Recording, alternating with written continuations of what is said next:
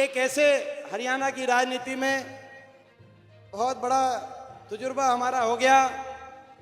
अफसरशाही सरकार के समय भी देखी, हमने विपक्ष के समय भी देखी, लेकिन ऐसा व्यवहारिक आईएएस अधिकारी मैं समझता हूं कि कोई पूरे देश में खोजने से आपको मिलेगा। ऐसे व्यवहारिक आईएएस अधिकारी ये रहे।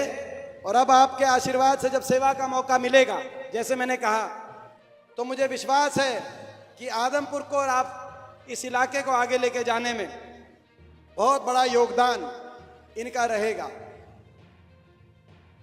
हमारे प्रत्याशी चंद्र प्रकाश जी, मैं एक एक का नाम नहीं ले रहा क्योंकि मंच से ये फैसला हुआ कि आप एक एक का नाम मत लो, क्योंकि सभी साथी हैं, या कोशिश करूं लेने की। भाई बताओ, हाँ, सम्मानित मंच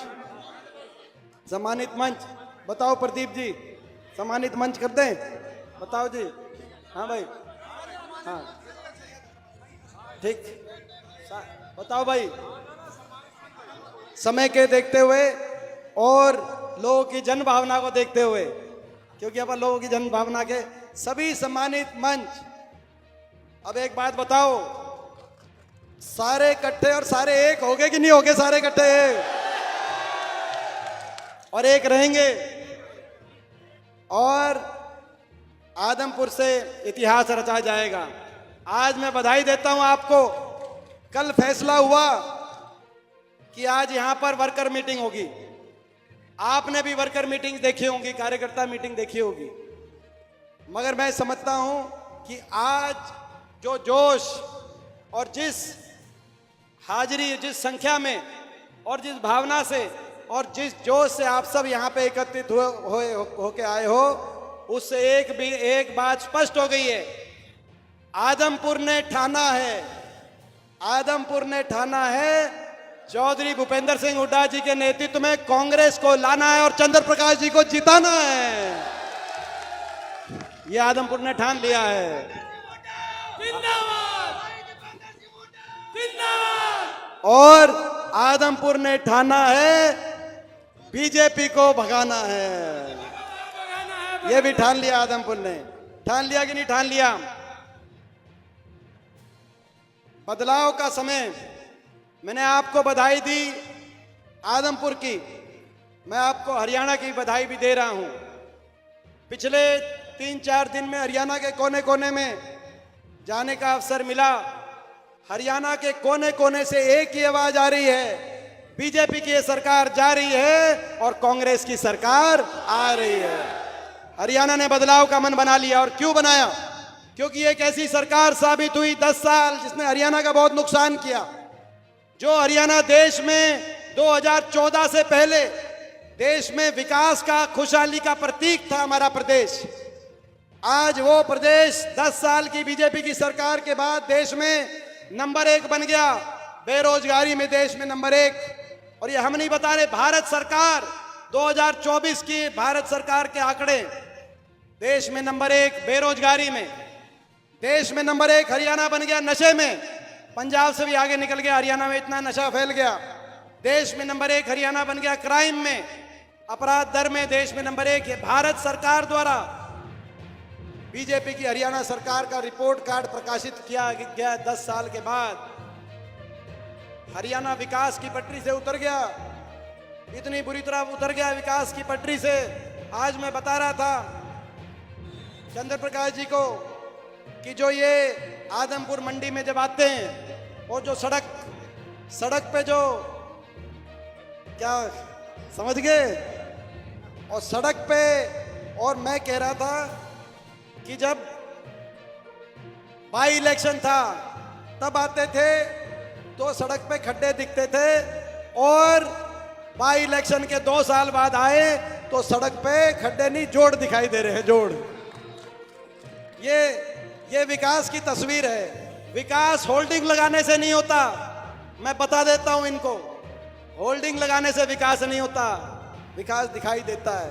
तो विकास की पटरी से हरियाणा उतार दिया, विकास की पटरी से आदमपुर को उतार दिया। बीजेपी सरकार में आज बेरोजगारी में देश में नंबर 1, नशे में देश में नंबर 1, अपराध दर में देश में नंबर 1, भ्रष्टाचार की भेंट चढ़ गया हरियाणा और हरियाणा वासियों को उलझा दिया हरियाणा वासियों को, आम नागरिक को उलझा दिया पोर्टल में, प्रॉपर्टी आईडी में, फैमिली आईडी में, पहचान पत्र में, कागजों में, लाइनों में खड़ा कर दिया कि नहीं कर दिया हरियाणा के आदमियों को। व्यवस्था बदलेगी। आज हर आदमी को लाइनों में खड़ा कर दिया, अधिकारियों के सामने चक्कर काटने में मजबूर कर दिया। व्यवस्था बदलेगी। 1 महीने के बाद कांग्रेस की सरकार आएगी और इन अधिकारियों को चक्कर काटने पड़ेंगे, हरियाणा की जनता के साथ द्वार पे आना पड़ेगा उनको सुविधाएं देने के लिए। और हरियाणा के नौजवान को उलझा दिया सीटी में और कच्ची भर्ती में। 2 लाख पद समाप्त कर दिए, सरकारी नौकरी खत्म कर दी। बीजेपी ने 10 साल में ये सरकारी नौकरी खा गए कि नहीं खा गए? बीजेपी वाले पक्की नौकरी खा गए। कौशल निगम की कच्ची भर्ती, फौज की कच्ची भर्ती, स्कूलों के अंदर 10 साल तक कोई रिक्रूटमेंट हुई नहीं, कोई भर्ती हुई नहीं। 5000 स्कूल बंद कर दिए, मर्ज कर दिए। छोटे छोटे बच्चों को धरने देने पड़े कि हमारे स्कूल बंद मत करो। देश के इतिहास में शायद पहले ऐसे धरने हों। काम कुछ किया नहीं इन्होंने हरियाणा में। हरियाणा का भट्टा बिठाने में कोई कसर नहीं छोड़ी। मैं आपसे पूछना चाहता हूं, बीजेपी ने 10 साल में भट्टा बिठा दिया कि नहीं बिठा दिया? हरियाणा का भट्टा बिठा दिया।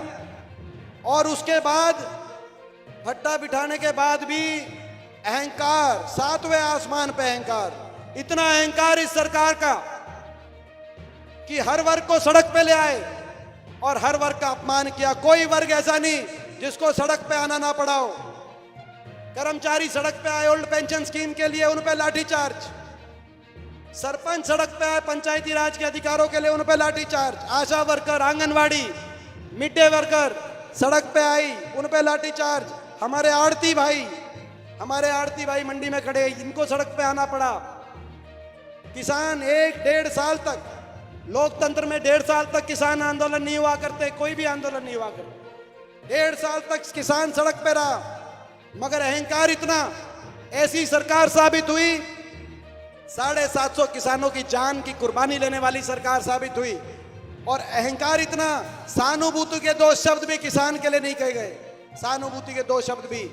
मुझे याद है वो समय जब किसान आंदोलन चल रहा था, देश के संसद में 15 हरियाणा से सांसद जाते हैं, 14 उस समय बीजेपी के थे। मैं अकेला विपक्ष का सांसद था। आज तो आपने बहुत ताकत बढ़ा दी। हमारे 5 सांसद वहां पे बराबर के टक्कर के लोकसभा में हमें। उस समय लोकसभा राज्यसभा मिलाकर 15 में से 14 बीजेपी के थे। मैं अकेला खड़े होकर जब कहता था कि 750 किसानों के घर उजड़ गए, किसी का कोई बाप था, किसी का कोई बेटा था, कम से कम सहानुभूति के 2 शब्द कहो। अगर इनकी मांग नहीं मानते तो सारी बीजेपी टूट के पड़ती थी। इतना अहंकार। किसान पे कितना अत्याचार हुआ, हमारी बेटियों पे कितना अत्याचार हुआ। क्या कसूर था हमारी बेटियों का? क्या कसूर था साक्षी मलिक का? क्या कसूर था विनेश फोगाट का? उनके साथ गलत हुआ। 6 ओलंपिक विजेता बेटियां बैठी रही 6 महीने तक दिल्ली में। FIR तक इस सरकार ने दर्ज नहीं करी। इतना बड़ा अहंकार, इतना बड़ा अन्याय। सरकार का काम होता है न्याय करना, सरकार का काम होता है न्याय करना, मगर FIR तक दर्ज नहीं हुई। इतना बड़ा अन्याय। आप सोच के देखो, आपकी अगर बहन बेटी होती तो क्या बनती है? वो देश है जहां दुश्मन की बहन बेटी को भी अपनी खुद की बहन बेटी माना जाता है। वो देश है जहां हरियाणा के कुरुक्षेत्र में बहन बेटी के मान सम्मान में महाभारत का युद्ध हुआ। ये संस्कार है इस देश के। लेकिन 6 महीने तक उनको लवारिस छोड़ दिया उस सरकार ने। दिल्ली की सड़कों पे घसीटने का काम हुआ। फिर सुप्रीम कोर्ट ने कहा कि FIR दर्ज करो। हम धन्यवाद करते हैं सुप्रीम कोर्ट का। और अब दिल्ली के कोर्ट ने आरोपी मंत्री, आरोपी भाजपा के सांसद पे अब चार्जेस फ्रेम करने का काम किया है। नारा था बेटी बचाओ बेटी पढ़ाओ, मगर नारा बदल गया। नारा बन गया भाजपा के सांसद बचाओ और हरियाणा में भाजपा के मंत्री संदीप सिंह को बचाओ। नारा बदल गया। इतनी अन्यायी सरकार, इतना अहंकार। मगर इनके पास भी रिपोर्ट चलेगी, बीजेपी के पास, कि लोग परेशान हो चुके हैं 10 साल और आपके अहंकार से परेशान होकर। अहंकार तो इतना 7वें आसमान पे पहुंचा। आपको याद है लोकसभा में क्या नारा दे दिया? लोकसभा चुनाव में कह दिया 400 पार, क्योंकि हम संविधान को, बाबा साहब भीमराव अंबेडकर जी के संविधान को तोड़ेंगे। ये नारा दे दिया। लोगों ने इनका देश में घमंड तोड़ दिया कि नहीं तोड़ दिया देश में इनका घमंड। अल्पमत में सरकार आ गई, दिल्ली की सरकार। और जब हम पहुंचे वहां पर, लोकसभा के अंदर हमारे सांसदों ने शपथ ली, तो हमारे एक एक सांसद ने बोला जय संविधान, और लोकसभा अध्यक्ष और स्पीकर ने कहा कि जय संविधान क्यों बोल रहे हो। मुझे गर्व है कि सब 550 सांसदों में अकेला मैं खड़ा हुआ, वहां पर खड़ा हुआ कि नहीं खड़ा हुआ, कि जय संविधान पे आपत्ति नहीं होनी चाहिए, बाबा साहब का संविधान। इतना अहंकार, बाबा साहब के संविधान तक पहुंच गए। किसानों से, बेटियों से, बच्चों से, कर्मचारी किसानों से लेकर संविधान तक आपका अहंकार पहुंच गया। और फिर जब रिपोर्ट गई कि लोगों ने फैसला कर लिया कि लोग हरियाणा में अहंकार तोड़ेंगे, तो बीजेपी ने क्या किया, इलेक्शन, लोकसभा इलेक्शन से एक हफ्ते पहले अपने मुख्यमंत्री का चेहरा बदल दिया कि नहीं बदल दिया। जिस सेनापति के, जो आपका सेनापति 10 साल तक था, इलेक्शन से एक हफ्ते पहले उसका, वो आपने सेनापति बदल दिया। यानी कि आप खुद मान गए कि उन्होंने हरियाणा का नुकसान किया, हरियाणा के लोगों में गुस्सा है। मुख्यमंत्री का चेहरा बदल दिया, उप मुख्यमंत्री का चेहरा बदल दिया, अपनी पूरी कैबिनेट बदल दी। ओम प्रकाश धनखड़ प्रदेश अध्यक्ष थे, उनको बदल दिया, प्रदेश अध्यक्ष बदल दिया, मुख्यमंत्री, उप मुख्यमंत्री, प्रदेश अध्यक्ष, कैबिनेट। फिर इलेक्शन की तारीख भी बदल के देख लिया। पहले 1 महीना पहले ले आए इलेक्शन, और उसके बाद 1 हफ्ते बाद फिर दोबारा से तारीख बदल दी कि नहीं बदल दी।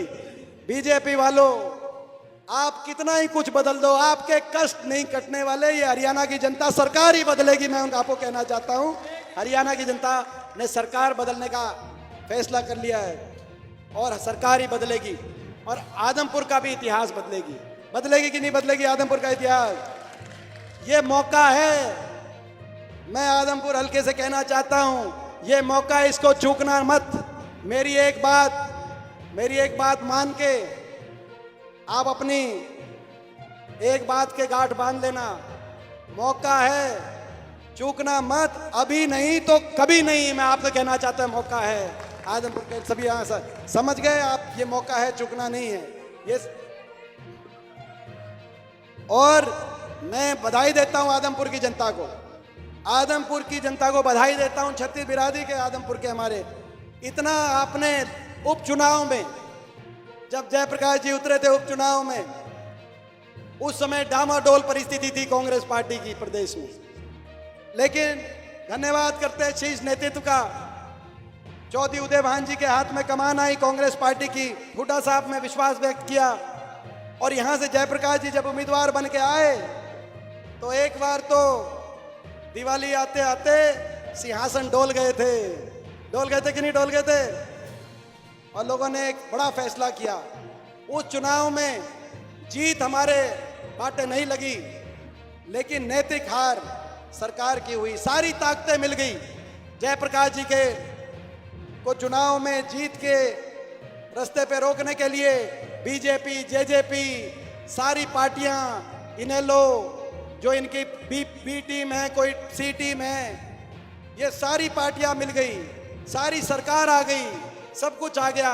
लेकिन आपने बहुत बड़ा आशीर्वाद दिया, और बराबर की टक्कर यहाँ पे आदमपुर ने जब देखी, तो पूरे प्रदेश में माहौल बना।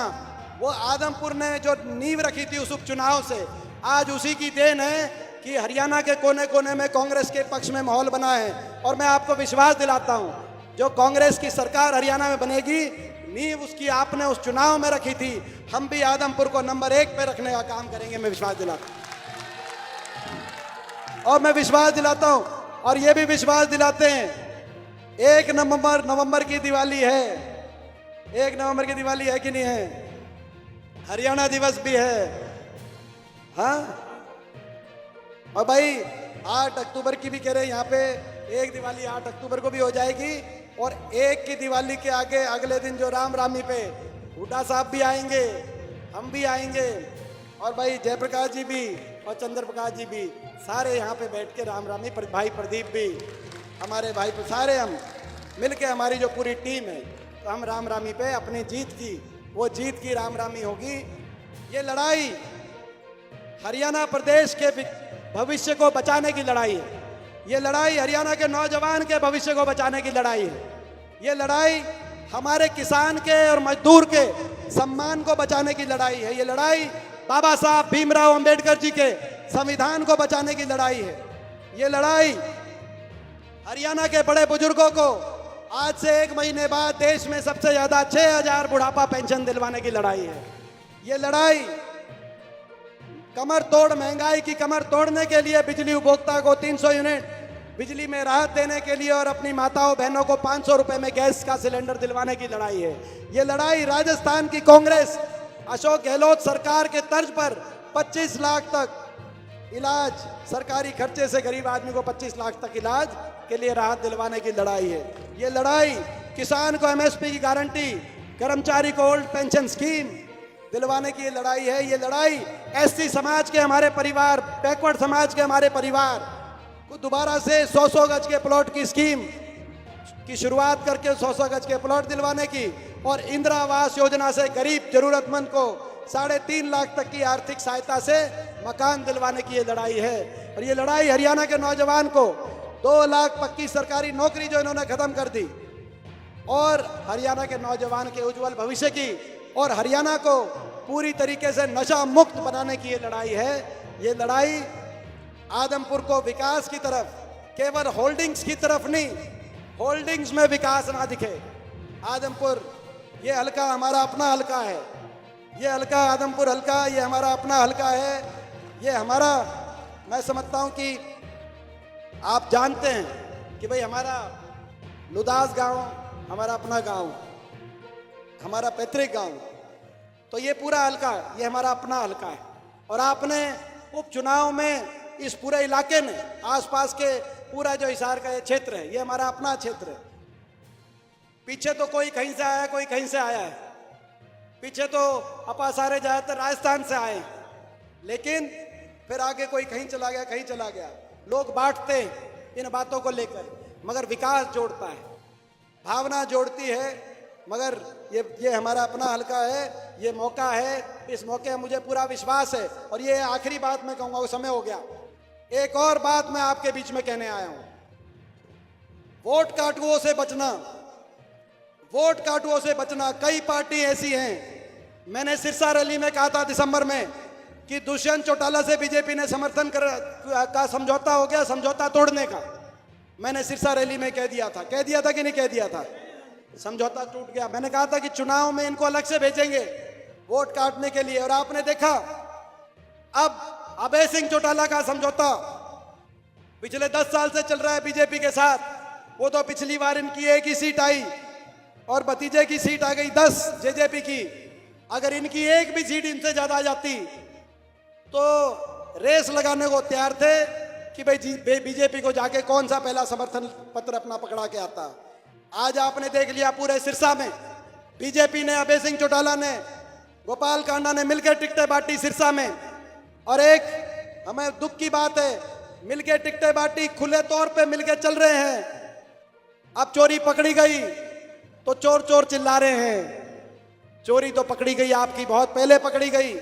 अभय सिंह जी को मैं कहना चाहता हूं, वोट काटू की जो जिम्मेदारी बीजेपी ने आपको दी है, लोग वो जिम्मेदारी पूरा नहीं करने देंगे। हरियाणा में 2 ही मुकाबले होंगे, कांग्रेस का बीजेपी के साथ मुकाबला होगा और जेजेपी और इनेलो का नोटा के साथ मुकाबला होगा। आज मैं उनको कहना चाहता हूं, ये वोट काटू उम्मीदवार आ सकते हैं, कहीं कहीं आ सकते हैं। सिरसा में क्या हुआ मैं कहना चाहता हूं, सिरसा के अंदर हमारे एक बैकवर्ड समाज के बीजेपी के जो उम्मीदवार अकेले, जो हमारे जांगीड़ ब्राह्मण समाज से अकेले उम्मीदवार थे प्रदेश में, उनको जो है कल आपने देखा उनकी टिकट काटने का काम गोपाल कांडा के पक्ष में वहां किया। नलवा में क्या हुआ आपने देखा, हमारे एक और बैकवर्ड समाज के उम्मीदवार की टिकट आपने देखा किसने काटने का काम किया नलवा से, आपने देखा वहां से टिकट काटने का काम किया। ये तो भाई इनके ये जो गठबंधन हमने आदमपुर में देख लिया था, ये गठबंधन उपचुनाव में ये गठबंधन देख लिया था जब जयप्रकाश जी के खिलाफ सारी शक्तियां एक होकर आई थी आदमपुर में। बीजेपी, जेजेपी, इनेलो कुलदीप बिश्नोई जी, ये सारी ताकतें एक होके आई थी उस उपचुनाव में, केवल एक मकसद के साथ कि हरियाणा में बदलाव ना हो। लेकिन अब ये दोबारा से सारी ताकतें आएंगी, इन वोट काटुओं का से बच के रहना। बच के रहोगे कि नहीं बच के रहोगे वोट काटुओं से?